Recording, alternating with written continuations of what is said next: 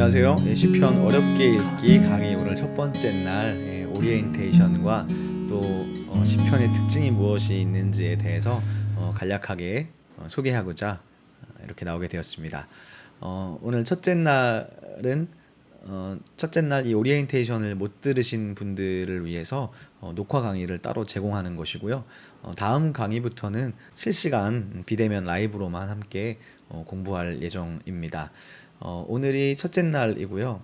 다음 주 추석이라서 휴강을 하고 본격적인 이제 시편 강의는 10월 첫째 주부터 아마 시작하게 될 것 같습니다. 시편 어렵게 읽기라고 제가 제목을 정하게 된 요인은요. 시편이라는 책이 우리에게 많이 낯익은 것 같지만 생각보다 많은 이 크리스찬들이 시편에 대해서 잘 알지 못하는 것 같아요. 단순히 그냥 뭐 찬양, 기도 정도로만 생각하고 시편이 어떠한 역사적인 배경을 갖고 있는지 또 어떠한 맥락을 갖고 있는지에 대해서 잘 알지 못하는 것 같아요. 그래서 낯익은 것 같지만 사실은 생각보다 많이 낯선 성경이 시편이 아닌가 싶습니다. 그리고 또 시편이 150편이나 되기 때문에 이 전체적인 어떤 이 틀을 잡는 것이 생각보다 쉽지가 않아요.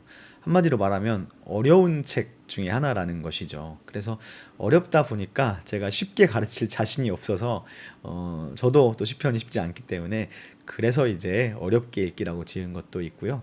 두 번째는 보통 우리가 성경을 읽을 때 쉽게 읽기 또 쉽게 보기 성경 강좌 중에서 그런 것들이 많지 않습니까? 근데 저는 개인적으로 그런 말들이 좀 자극적이라는 생각을 했어요.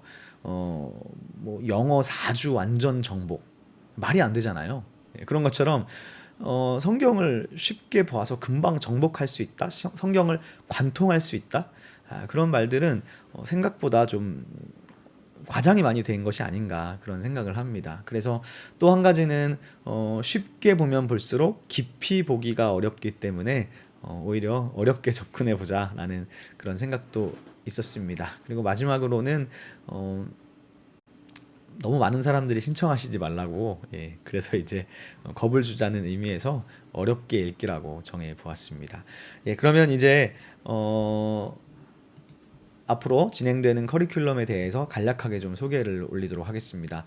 먼저 앞으로 시간은 강의 시간은 제가 100분을 생각하고 있고요. 그래서 목요일 오전 10시 30분부터 12시 10분까지 진행할 예정입니다.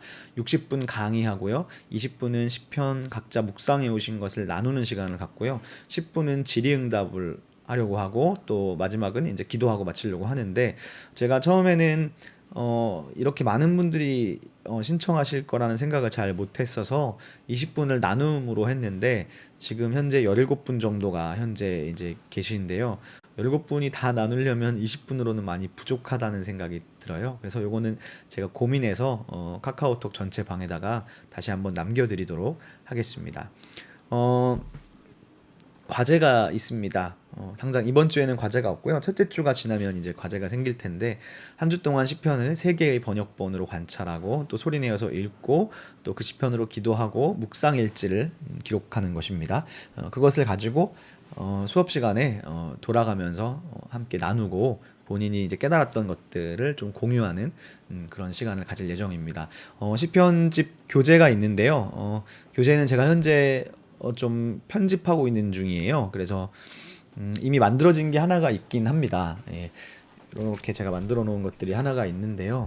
사실 또 나름 이것도 되게 신경을 많이 써서 오랜 시간에 걸쳐서 이렇게 만들어 놓은 것이 있습니다. 근데 요게 좀 말이 조금 어렵고 제가 이제 보통 신학생들을 대상으로 이제 가르치던 거여서 제가 좀 말을 좀 쉽게 바꾸고 그리고 이번 클래스에 맞춰서 제가 좀 많이 좀 업데이트를 하게 될 것 같아요. 그래서 업데이트를 한 다음에 책으로 출력해서 여러분들 댁으로 제가 직접 발송해 드리도록 하겠습니다.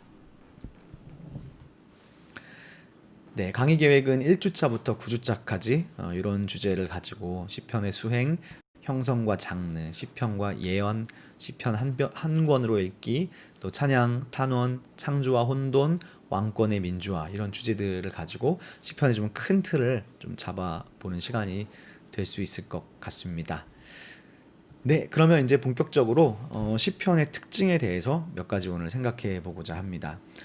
시편을 다른 신구약 성경들과 딱 구별되는 가장 큰 차이점, 특징이 있다면 저는 그것은 시편은 이스라엘이 말을 한다는 것으로 생각합니다.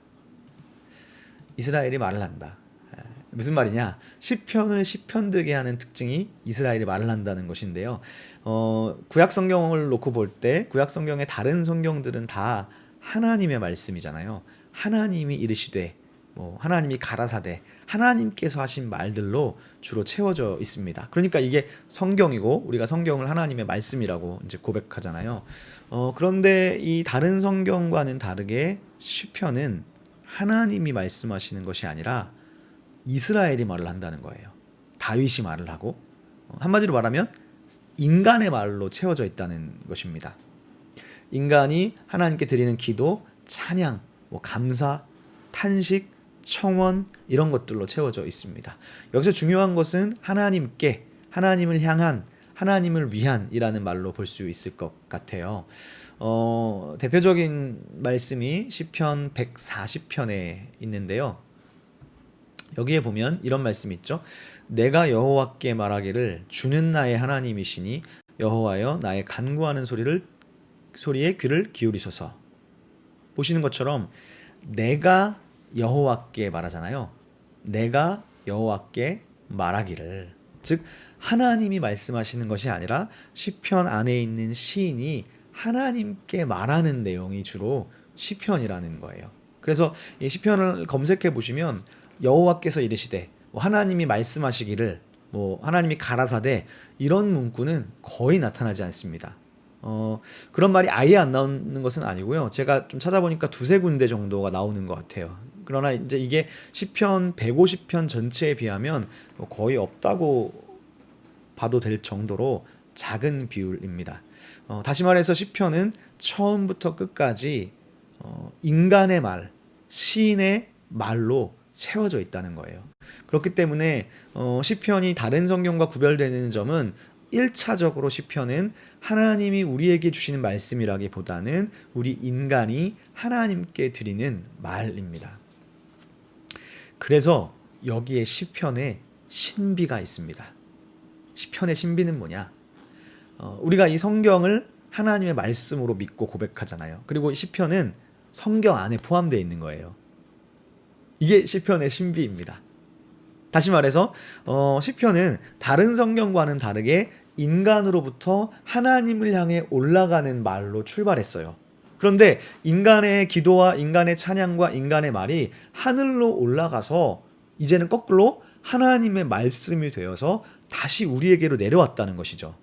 왜 그렇습니까? 시편이 성경이기 때문에 그런 거죠. 그러니까 인간의 말로 시작했지만 이제는 하나님의 말씀이 되어서 다시 우리에게 내려왔다는 거예요. 여기에 저는 시편의 신비가 있고 다른 성경과는 구별되는 시편만이 가지는 독특한 매력이 바로 여기에 있지 않는가, 그런 생각을 합니다. 두 번째로는 그런 차원에서 이제 시편은 인간의 기도라고 할 수 있죠. 네, 보통 다 시편을 이제 기도라고 생각하시지 않습니까? 시편 102편 말씀의 이 제목 표제어에 보면 이렇게 쓰여져 있어요. 고난당한 자가 마음이 상하여 그의 근심을 여호와 앞에 토로하는 기도.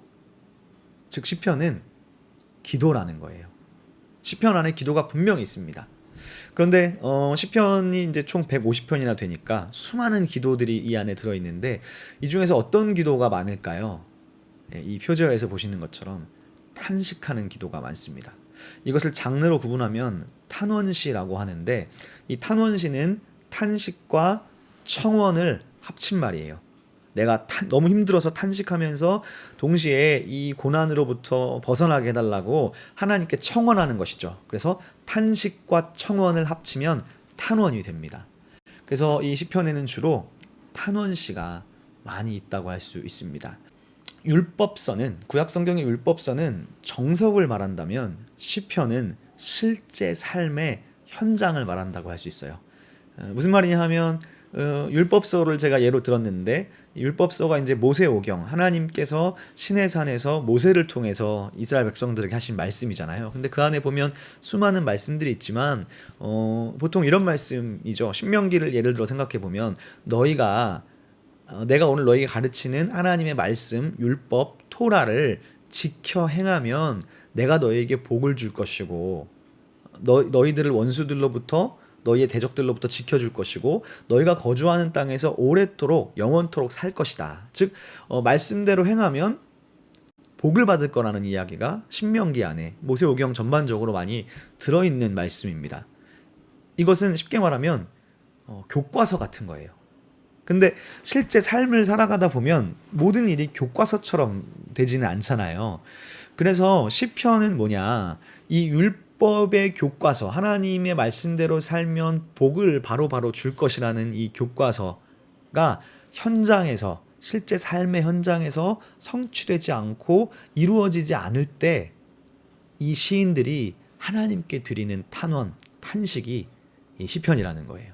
그런 차원에서 저는 이 율법서는 정석, 교과서 같은 것이라면 시편은 실제 삶의 현장이고 실제 삶의 자리다라고 말할 수 있을 것 같습니다. 우리가 시편이 이제 기도이기 때문에 특별히 시편으로 기도해야 하는 이유가 있어요. 그것은 바로 예수님께서도 시편으로 기도하셨기 때문입니다. 예수님의 기도 생활 우리가 이제 많이 보잖아요. 마가복음 1장 같은 데 보면 예수님께서 새벽에 이제 새벽 미명에 기도를 하셨다는 말씀이 있고, 제자들을 뽑을 때는 누가복음에 보면 누가복음 6장인가요? 거기에 보면 밤새도록 기도하셨다는 말씀이 있어요. 그래서 예수님도 정말 이 기도 생활과 경건 생활이 참 어떤 사역의 중심이고 살아가는 힘이었다는 것을 알 수 있는데, 예수님이 기도하실 때 시편으로 기도하셨다는 많은 증거들이 있습니다. 첫 번째는 마태복음 27장 46절인데요. 여기에 보면 이런 말씀이 되어져 있죠. 제 9시쯤에 예수께서 크게 소리질러 이르시되 엘리 엘리 라마 사박다니 하시니 이는 곧 나의 하나님 나의 하나님 어찌하여 나를 버리셨나이까 하는 뜻이라. 너무 유명한 말씀이죠. 예수님께서 십자가상에서 탄식하면서 하나님께 울부짖었던 기도의 내용이었습니다. 그런데 이 극렬한 극심한 고통과 고난 속에서 하나님께 부르짖었던 이 처절한 기도는 시편을 암송한 것이었어요. 시편으로 기도한 것이었습니다.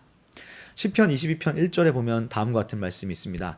내 하나님이여 내 하나님이여 어찌 나를 버리셨나이까 어찌 나를 멀리하여 돕지 아니하시오며 내 신음소리를 듣지 아니하시나이까. 시편에 똑같은 구절이 있는 거예요.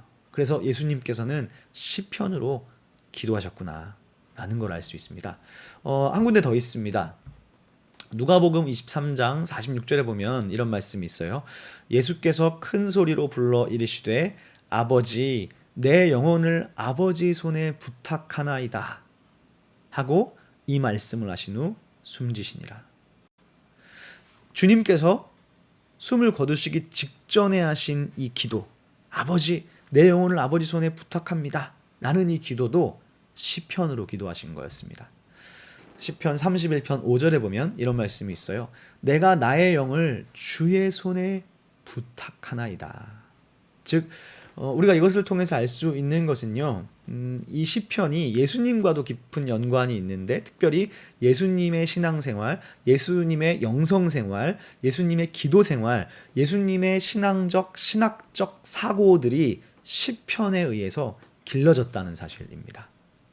무엇보다 예수님이 시편으로 기도하셨다는 것은 우리도 예수님을 따라서 시편으로 기도할 때 더 큰 은혜와 선한 영향력이 있을 거라는 겁니다.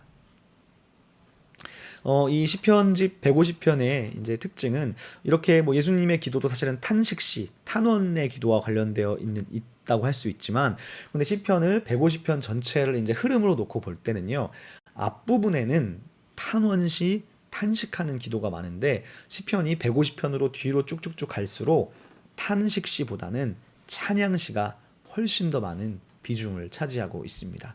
그래서 시편은 기도로서의 시편이기도 하지만 동시에 찬양으로서의 시편으로도 생각해 볼 수 있습니다. 시편 92편의 표제어에 보면요.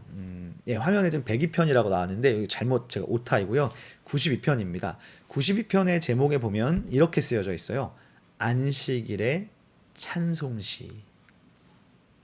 즉 시편은 기도만 있는 것이 아니라 찬양도 있다는 것입니다.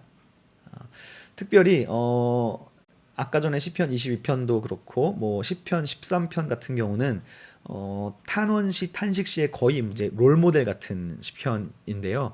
거기에도 보면 특징이 있는데 뭐냐 하면 시편이 탄식이지만 끝부분에는 반드시 찬양으로 마친다는 거예요. 물론 모든 시편이 다 그런 것은 아니지만 많은 시편들이 탄원시이고 탄식시임에도 불구하고 찬양으로 마치는 거예요. 그러니까 이 말은 뭐냐? 이 시편의 시인들이 막 정말 고난과 힘들어서 탄식하고 절규하다가도 시의 끝마무리는 찬양으로 마쳤다는 거거든요. 그러니까 이것은 이 시인들이 비록 지금은 고난 가운데 있고 지금은 너무 힘들지만 마지막 최후의 승리를 확신하기 때문이에요. 그래서 이 시편집의 흐름 자체도 앞에는 탄원과 탄식이 많지만 뒤로 갈수록 찬양이 많고요. 마지막 특히 145편부터 150편까지는 찬양시로만 이루어져 있습니다. 그러니까 기도든 탄원이든 감사이든 고백이든 결국 시편의 시들은 마지막으로는 찬양으로 끝난다는 것이죠. 시편을 우리가 찬양이라고 부르는 까닭이 바로 여기에 있는 것이죠. 기도는 히브리어로 테필라라고 말합니다. 테필라가 이제 기도예요. 그러면 찬양은 히브리어로 뭐라고 말하느냐? 테힐라라고 말해요. 뭔가 발음이 좀 비슷하죠. 기도는 테필라, 찬양은 테힐라입니다. 그러면 시편이라는 말, 이 시편의 제목, 원래 히브리어 제목은 뭘까요? 시편의 원래 히브리어 제목은 세페르 테힐림이라고 합니다. 세페르 테힐림. 세페르는 책이라는 뜻이고요. 테힐림은 테힐라가 찬양이었잖아요. 이 테힐라의 복수 형태입니다. 그러니까 찬양들이라는 거죠. 그러면 종합해 보면 세페르 테힐림은 찬양들의 책이란 뜻이에요. 쉽게 말하면 찬양 모음집, 찬양집, 찬송가라고 말할 수 있는 거죠. 시편의 제목이, 그러니까 원래 히브리어 제목이 찬양들의 책, 찬양 모음집이라는 것은 시편을 최종적으로 편집하고 완성했던 이 최종 편집자, 최종 저자들은 시편을 단순히 기도로 본 것이 아니라 찬양으로 봤다는 것입니다. 뭐 시편집의 흐름으로 놓고 봤을 때 기도는 항상 찬양으로 끝마쳐야 된다라는 의미도 생각해 볼 수 있는 것 같아요. 왜 시편이 찬양의 책인가? 저는 그것은 하나님을 찬양하는 것에 특별한 의미가 있기 때문이라고 생각합니다. 탄식, 탄원은요, 과정이에요. 찬양을 위한 과정입니다. 즉, 지금은 힘들어서 탄원과 탄식을 하지만 마지막에 가서는 최후 승리해서 하나님을 찬양하게 될 거라는 거예요. 그래서 탄식은 마지막에 하게 될 찬양을 위한 과정이기 때문에, 즉 마지막에 가서는 하나님이 우리를 승리하게 해주실 것이기 때문에, 그래서 지금 그것을 믿음으로 받아들이면서 최후 승리를 먼저 찬양한다는 것이죠. 즉 지금은 힘든 일이 있다 할지라도 마지막에 승리할 것을 믿음으로 찬양한다는 것입니다. 그렇게 생각해 보면 지금 우리가 살아가는 이 땅 속에서 많은 근심과 고난들이 있지만 우리가 마지막에 주님께서 다시 오실 때 이 땅에서 부활해서 하나님 나라, 완전한 하나님 나라에 들어가게 될 때 우리는 영원히 하나님과 찬송하게 될 것이고, 죽음에서 부활했으니까 더 이상 어떤 슬픔도 눈물도 아픔도 죽음도 없을 거잖아요. 그러니까 탄원은, 지금 우리가 하고 있는 고난과 탄원은 마지막에 찬양을 위한 과정에 불과하다는 거예요. 그래서 요한계시록이 바로 찬양의 또 다른 책이라고 할 수 있습니다. 요한계시록 안에는 7개의 찬송이 들어 있습니다. 즉 요한계시록은 단순히 종말론적인 책이 아니라 찬양의 책이라고도 생각할 수 있죠. 그래서 우리가 하나님을 믿는 신앙생활 그리고 신학의 최종적인 목적은 결국 하나님 찬양입니다. 자, 그 다음에 시편이 기도로도 볼 수 있고 찬양으로도 볼 수 있는데 또 하나는 토라, 하나님의 가르침, 하나님의 말씀으로도 볼 수 있습니다. 그래서 토라로서의 시편입니다. 보통 우리가 이제 이 토라라고 하면 이제 율법서를 가리키기도 하고 율법을 가리키기도 하는데 율법이라고 하면 너무 한국 상황에서는 좀 부정적인 이미지가 많은 것 같아요. 율법주의를 좀 이렇게 안 좋게 생각하잖아요. 하지만 토라는 율법이라는 좁은 의미가 아니라 본질적인 의미는 가르침, 교훈이라는 뜻입니다. 즉 시편은 하나님의 토라, 하나님의 가르침, 즉 쉽게 말하면 하나님의 말씀이라는 거예요. 하나님의 계시라는 거예요. 시편이 비록 처음에 출발은 인간의 기도이고 찬송이었지만 궁극적으로 시편은 우리에게 성경 말씀으로 왔기 때문에 하나님의 토라이고 하나님의 가르침이고 하나님의 계시입니다. 이것이 또 시편의 중요한 특징 중에 하나라고 할 수 있겠죠. 이 부분들은 이제 앞으로 강의를 하면서 좀 자세하게 말씀을 많이 나눌 수 있을 것 같습니다. 자, 이제 마지막입니다. 네, 성소로서의 시편. 제가 이 시편 어렵게 읽기의 부제를 영어로 좀 달아보았는데 영어로 이렇게 써봤어요. Portable Sanctuary. 이 sanctuary라는 이제 이 말은요, 성소라는 뜻이에요. 성소, 성전, 뭐 그런 다 해당되는 거죠. 포터블은 뭔가요? 포터블은 이제 요즘에 많이 쓰는 용어인데 포터블은 휴대용이라는 뜻이에요. 이 말은 뭐냐? 시편은 휴대용 성소가 될 수 있다는 것입니다. 시편을 최종적으로 시편집 전체가 최종적으로 완성된 시기는 이스라엘 백성들이 바벨론의 포로를 갔다가 돌아와서 포로기부터 포로 갔다 돌아와서의 이후부터 아주 늦게 가면 이제 거의 그리스 시대까지도 이제 바라보는 사람들이 있는데요. 쉽게 말하면 이런 것이죠. 성전이 없는 시대, 성전이 없는 시대에 성소가 파괴되고 성소가 무너진 시대에 어떻게 하나님을 만날 수 있었을까요? 다니엘을 한번 생각해 볼까요? 다니엘을 생각해 보면 다니엘은 바벨론 포로로 끌려가서 성전으로 나아갈 수가 없었습니다. 예루살렘 성전으로 이미 파괴되기도 했고 너무나 머나먼 이국 땅에 포로로 왔기 때문에 성전에 가서 하나님을 예배할 수가 없었어요. 그래서 어떻게 하나요? 다니엘서를 읽어보면 성전을 향해서 하루에 3번씩 경배하면서 예배하지 않습니까? 즉 바벨론 포로기는 또 포로 이후도 마찬가지이고요. 성전에서 예배할 수가 없었던 거예요.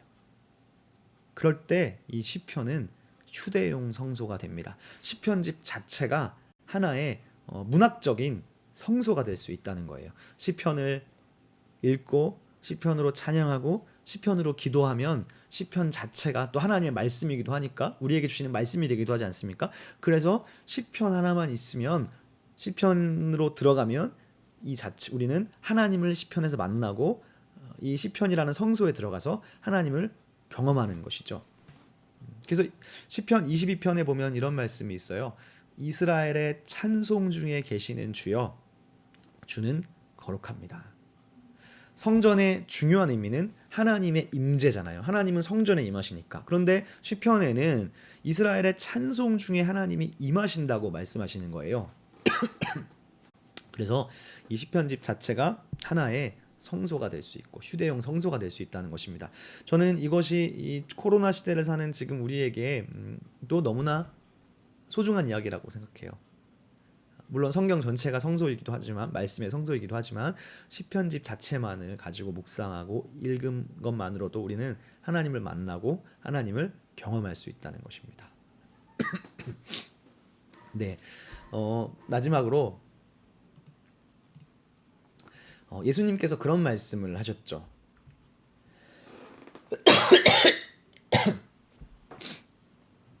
예수님께서 기도를 가르쳐 주시면서 마태복음에 보면 그런 말씀을 하시잖아요. 6장인가요? 거기에 보면 너희가 기도할 때 중언부언하지 말아라. 중언부언하는 기도를 하지 말라고 말씀하십니다. 저는 물론 제가 한 말은 아니고 이 보네퍼 목사님이 하신 말씀이고 제가 좋아하는 말인데요. 중언부언하지 않으려면 시편으로 기도하라 라고 말하고 싶어요. 기도하는 방법을 배워야 되는데 마치 어린아이가 부모님의 말을 따라하면서 배우듯이 하나님의 자녀로서의 성도들은 하나님의 말씀으로서의 시편을 따라서 소리내어서 읽고 시편으로 기도하면서 우리 하나님께 말하기를, 하나님께 기도하기를 바르게 배울 수 있다는 것입니다. 그래서 시편으로 기도하는 것이야말로 정말 큰 경건 생활이고 능력 있는 경건 생활이고, 특별히 저는 무슨 말을 해야 될지 모를 때 어떻게 기도하지? 그런 걸 모를 때 시편을 소리내서 읽으라고 말씀드리고 싶어요. 그러면 시편의 기도가 곧 우리의 기도가 되기 때문입니다. 그리고 시편의 기도는 하나님께 올라가서 하나님께 인정을 받아서 다시 하나님의 말씀으로 내려온 것이기 때문에 시편으로 기도하는 것은 곧 마치 신약 성경에서 예수님이 주기도문을 가르쳐 주신 것처럼 시편으로 기도한 것은 하나님께 공인된 기도문이라고 할 수 있죠. 그래서 시편으로 기도하는 것이 곧 능력이고 우리 기도 생활에도 큰 도움을 줄 수 있으리라 생각합니다. 네, 오늘 시편의 특징에 대해서 나누었는데요.